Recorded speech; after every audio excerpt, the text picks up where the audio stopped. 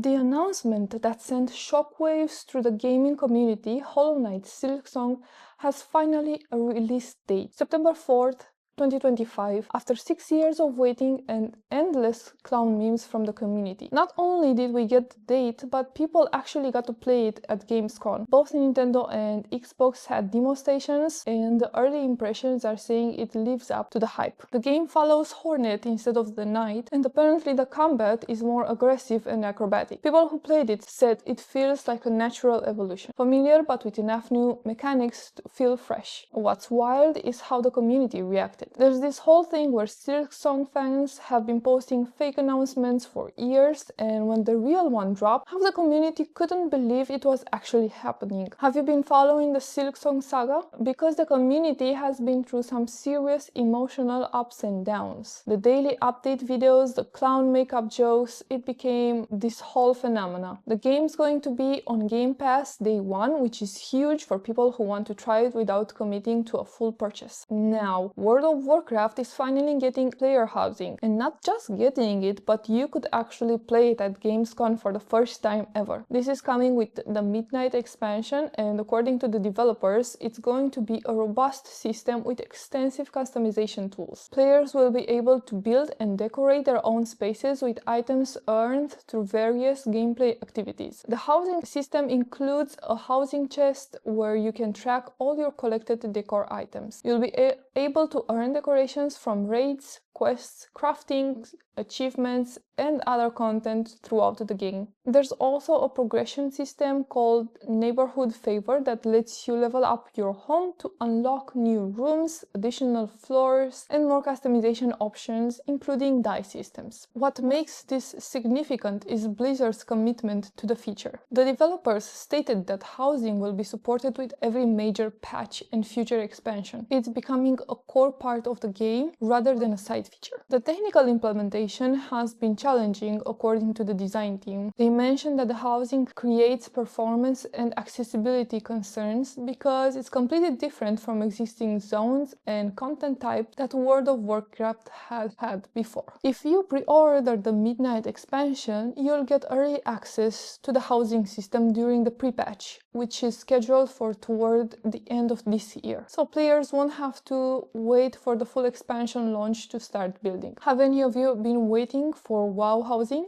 Because this has been one of the most requested features in the game's 21-year history. The developers explained that they wanted to make sure they could do it properly rather than just implementing a basic version. Are you someone who enjoys customization and building in games? Or are you more interested in how this might affect the social aspects of World of Warcraft? Now let's talk about the major reveals that are going to define gaming for the next couple of years. These are the blockbuster announcements that everyone was waiting for. Call of Duty Black Ops 7 got its official release date, November 14th, 2025. But what's really interesting is how they're changing up the formula. The campaign is going to support 4-player co-op from the start, which is huge. Think about it, you and 3 friends can tackle the entire story together. They also revealed this new endgame mode that they're calling completely different from anything the franchise has done before. The details are still pretty vague, but it sounds like they're going beyond just multiplayer matches and zombies. Could be some kind of persistent world content, maybe something more RPG-like. The fact that they're being so secretive about it suggests it's a major departure. The multiplayer showed off some serious improvements too. We're talking about enhanced movement systems, better map design, and what looks like more tactical gameplay. The footage they showed had players using active camouflage, wall running sequences, and some really dynamic environmental destruction. Are you planning to jump into Black Ops 7 with friends? Because that co-op campaign could completely change how people experience Call of Duty stories. Silent Hill F got another deep dive, and this one looks genuinely terrifying. Set in 1960s Japan, it's the first mainline Silent Hill game actually set in Japan, which gives it this completely different atmosphere from the American small-town horror we're used to. The English voice actress is Susie Young, and if you know her work as Yuffie in Final Fantasy VII Remake or Makima in Chainsaw Man, you know she can handle both vulnerable and unsettling characters. That range is going to be crucial for Silent Hill protagonists. What's really striking about the new footage is how they're blending traditional Japanese horror elements with the psychological terror Silent Hill is known for. The environments look incredible, this detailed 1960s Japanese setting that slowly decay and transform as horror elements take over. The writer behind this is Ryukishi07, who created Higurashi When They Cry. If you know that series, you know this person understands how to build creeping death and psychological horror. This could be the Silent Hill game that finally lives up to the classic entries. Resident Evil Requiem is coming February 27, 2026, and this one is taking the series in a really interesting direction. We're getting FBI agent Grace Ashcroft as the new protagonist, and from what they've shown, she's dealing with a completely different type of outbreak scenario. The gameplay footage reveals some new mechanics. There's more investigation elements, almost like a detective game mixed with survival horror. Grace has to piece together what happened while fighting off infected, and the way she analyzes crime scenes and gathers evidence looks really detailed. There are persistent rumors that Leon Kennedy is going to appear, maybe as a supporting character or in flashbacks. Capcom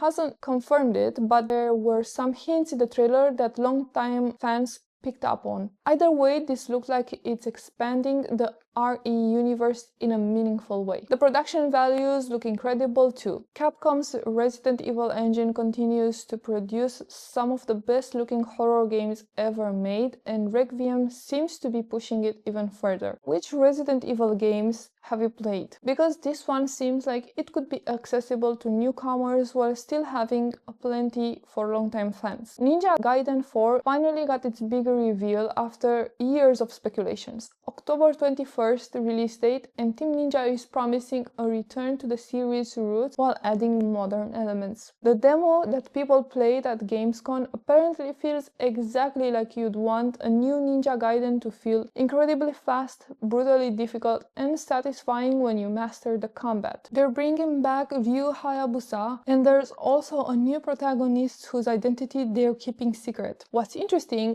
is how they're balancing accessibility with the series' reputation for extreme difficulty. There are apparently multiple difficulty options that actually change the gameplay mechanics, not just damage numbers. So newcomers can experience the story and basic combat, while veterans can dive into the full challenging experience. The combat system looks like an evolution of what made the original games great. Fluid weapon switching, environmental interactions, and those incredibly satisfying finishing moves that Ninja Gaiden is known for. Lords of the Fallen 2 was announced for 2026, and the developers are not holding back on their promises. They're saying it will be bloodier, faster, and more brutal than the first game. The trailer they showed was definitely R-rated, intense combat, detailed gore effects, and some really dark fantasy imagery. This one's interesting because the first Lords of the Fallen was kind of divisive. Some people loved it, others thought it was trying too hard to be Dark Souls. But the sequel looks like it's finding its own identity. The combat appears much more fluid and aggressive, less about careful timing and more about relentless action. They are also expanding the world significantly. Where the first game was relatively linear, this one promises multiple paths, branching storylines, and choices that actually impact how the world develops. Warhammer 40k Dawn of War 4 got announced for 2026, and strategy game fans are losing their minds. The Dawn of War series has this incredible reputation, and it's been way too long since the last proper entry. They're going back to Chronos, the plan from the first game, with 4 playable factions and 4 full campaigns. That's over 70 missions of content, plus they're bringing back proper base building, which fans have been requesting for years. The trailer showed off some incredible battle sequences, massive armies clashing, detailed unit animations, and environments that actually change as the battles progress. If you've never played a Dawn of War game, imagine commanding armies of space marines and aliens in these incredibly detailed violent battles. Are you into strategy games? Because Dawn of War has this perfect balance of tactical depth and spectacular action that makes it accessible even if you're not normally into RTS games. Ghost of Yotei got another trailer that revealed more about the story and setting. This is the follow-up of Ghost of Tsushima and it's looking incredible. Set in a completely different time period and location, focusing on a new protagonist with her own story and motivations. The combat looks like an evolution of the original game system, more fluid, more options, and what appears to be a deeper customization system. The trailer showed horseback combat, stealth sequences, and these beautiful snowy landscapes that are completely different from Tsushima's environments. What's really exciting is how they're handling the narrative. This isn't just Ghost of Tsushima 2, it's its own story with its own themes and characters, but set in the same universe. That gives them a freedom to explore different aspects of samurai culture and Japanese history. Which of these big announcements has you most excited? The horror games are looking incredible, but there's also some serious action and strategy content coming. On the hardware side, the Xbox Ally handheld finally got its official release date, October 16th. This is Microsoft's big collaboration with Asus, and it represents their major play in the handheld gaming space that's been dominated by Steam Deck and Nintendo Switch. What makes the Xbox Ally interesting is its dual approach. With a Windows 11 handheld that can run pretty much any PC game, but it also has its Xbox mode that gives you a console-like interface. So you get the flexibility of a full PC, install Steam, Epic Games Store, whatever you want, but then when you just want to game casually, you can switch to the Xbox interface. The specs look really solid. We're talking about AMD's latest handheld chips, which should give you decent performance on most modern games. The screen is apparently really nice too. Good color reproduction, decent size, and the colors feel responsive based on the demos people tried. But the real selling point is the integration with Xbox services. Game Pass streaming works seamlessly, your Xbox saves sync across devices, and you can even continue games from your console right on the handheld. If you're already in the Xbox system, this could be the perfect companion device. The pricing is going to be crucial though. Handheld gaming devices live or die on their value proposition. The Steam Deck succeeded because it offered incredible value, high-end gaming at a reasonable price. The Xbox Ally needs to hit that same sweet spot. Battery life is another big question. These powerful handheld devices tend to drain batteries pretty quickly when running demanding games. Hopefully, the Xbox Ally can manage at least 3 to 4 hours of solid gaming, because anything less makes it tough to use as a truly portable device. Are you interested in handheld gaming? Have you tried a Steam Deck, or are you waiting for something like the Xbox Ally? There were also tons of Xbox Game Pass announcements throughout the event. New games joining the service, day one releases, and some major titles getting surprise editions. Game Pass continues to be this incredible value if you're gaming regularly. The amount of content you get for that monthly subscription is pretty wild. Some of the new Game Pass editions include several of the games we just talked about. Silksong is going to be day one on Game Pass, which means subscribers get it immediately when it launches. That alone probably pays for several months of the subscription for a lot of people. Now for the stuff that nobody saw coming. Lego Batman Legacy of the Dark Knight got announced, and the casting choice alone makes this worth paying attention to. They got Matt Berry, you know him from What We Do in the Shadows and Toast of London, to voice Bane. That's such a perfect choice, it's almost ridiculous. Matt Berry's distinctive voice delivering Bane's lines is going to be incredible. But beyond the casting, this Lego Batman game looks like it's taking inspiration from decades of Batman media. Comic, movies, TV shows, games, they're pulling from everything to create this massive Batman experience. The trailer showed iconic locations like Wayne Manor, the Batcave, and what looks like a really detailed Gotham City to explore. Lego games have gotten really sophisticated over the years. The newer ones have great humor, solid gameplay, and impressive technical polish. If this Batman game captures the Lego magic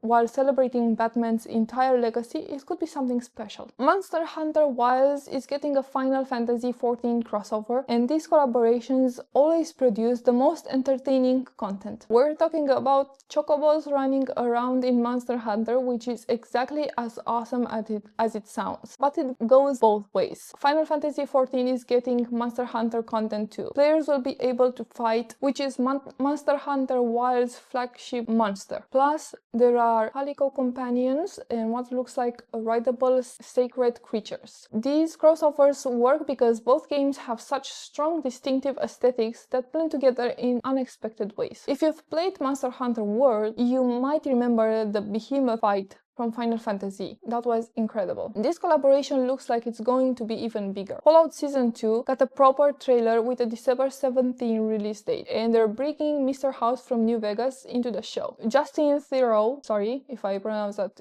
wrong, is playing him, which is absolutely perfect casting. If you've played New Vegas, you know Mr. House is fascinating, morally complex character, and Theroux has the range to pull that off. The trailer also showed glimpses of New Vegas itself, which has fans speculating about how much of the game's story and locations might appear in the show. The first season did such a good job adapting the game's world and tone. Season 2 could be even better. And there's going to be a Sekiro anime coming to Crunchyroll in 2026. The brief trailer looked absolutely stunning. The animation style captures that dark, atmospheric world perfectly. From Software games don't usually get anime adaptations, so this is pretty special. But the indie scene was where things got really wild and creative. Moonlighter 2, The Endless Vault, is coming to early access October 23rd, and it's a complete visual overhaul from the original. They've moved from 2D pixel art to this gorgeous 3D cel-shaded style that looks incredible. The original Moonlighter was this unique blend of dungeon crawling and shop management. You'd explore dangerous areas to find loot, then return to your shop to sell items to customers. The sequel is expanding on that concept with deeper progression systems and more complex dungeon design. There's this game called Pizza Bandit that sounds completely insane but might actually work. It's a co-op third-person shooter where you hunt bounties, but you also have to perfect the art of pizza making. Think about that combination. You're in firefights with criminals, but you're also managing pizza recipes and timing. It's so bizarre, it might be genius. Starbirds, it's launching September 4th, and it's this relaxing asteroid base building game. You discover, mine and terraform asteroids, which sounds perfect for those chill gaming sessions when you don't want anything stressful. The art style looks really peaceful, kind of like you'd want after a long day of more intense game. 13Z The Zodiac Trials is this kinetic hack and slash roguelike that actually has a demo available right now on Steam. It's all about fast, aggressive combat with Zodiac themed powers and abilities. If you like games like Hades or Dead Cells, this might be right up your alley. But the absolute weirdest announcement might be Death by Scrolling. Someone described it as Stardew Valley meets Warzone, which shouldn't make sense, but somehow it does. You're picking doomed heroes, tackling quests in purgatory, and the gameplay loop involves both peaceful activities and intense combat. That concept is so strange, it's actually fascinating. Vampire the Masquerade Bloodlines 2 finally got a concrete release date, October 21st. This game has been in development hell for years, changing studios, getting delayed, but it's actually happening. The latest trailer showed some really promising combat and the signature vampire atmosphere that made the original game such a cult classic. Then there were the completely out of nowhere announcement. Bubsy 4D is happening, the first 3D Bubsy game since 1996. Absolutely nobody was asking for this, but sometimes the most unexpected revivals end up being really fun. The developers of Black Myth Wukong announced their next game, and I'm gonna butcher this, Black Myth Zhongkui, starring the ghost-catching god Zhongkui. If it was even half the production values and creativity of Wukong, Wukong, this could be incredible. That team proved they can create these massive, visually stunning action games with real cultural depth. Moonlighter 2, Vampire Bloodlines 2, new indie experiments, classic series revivals, there's something for everyone in this lineup. What catches your attention more? The big budget sequels or these weird experimental indie games that might become the next big thing? Have you ever played a game that started as a completely bizarre concept but ended up being amazing? Because some of these indie announcements sound absolutely wild, and that's often where the best innovations come from. So that's Gamescom 2025, and what a year it's been for gaming announcements. We finally got the World of Warcraft housing that people have been requesting for 2 decades, and it looks like Blizzard is actually doing it right, making it a core part of the game rather than just an afterthought. Silksong got a release date after 6 years of community memes and clown makeup jokes. September can't come fast enough for those fans who've been waiting so patiently. The big game announcements show that 2025 and 2026 are going to be incredible years for gaming. Horror fans are getting Silent Hill F and Resident Evil Requiem. Action game fans have Ninja Gaiden 4 and Lords of the Fallen 2. Strategy fans finally get Dawn of War 4, and Call of Duty is trying some really interesting new approaches with that co-op campaign. But what really stood out was the sheer variety of content coming, from massive AAA productions to completely experimental indie games that might change how we think about certain genres. Pizza making shooters, purgatory farming sim, ghost catching, mythology games. Developers are really pushing creative boundaries. The hardware side is getting interesting too. The Xbox Ally could be a real game changer for handheld gaming, especially if the price and battery life work out. Having a true Windows handheld that also integrates seamlessly with Xbox services could appeal to a lot of different gaming preferences. What surprised you the most from this lineup? Are you planning to dive in the World of Warcraft housing when it launches later this year? Will you be joining the Silksong celebration in September? Or did one of those completely bizarre indie games catch your attention? And which of the big AAA announcements have you the most excited? The horror games are looking incredible, but there's also some serious action and strategy content coming that could be amazing. Drop a comment and let me know what you're most excited about from Gamescom 2025. There's something for everyone in this lineup, and the next year or two of gaming is looking pretty incredible. Time to go update those wish lists. There's way too much good stuff coming to keep track of. Thank you so much for watching, and I'll see you next time. Bye!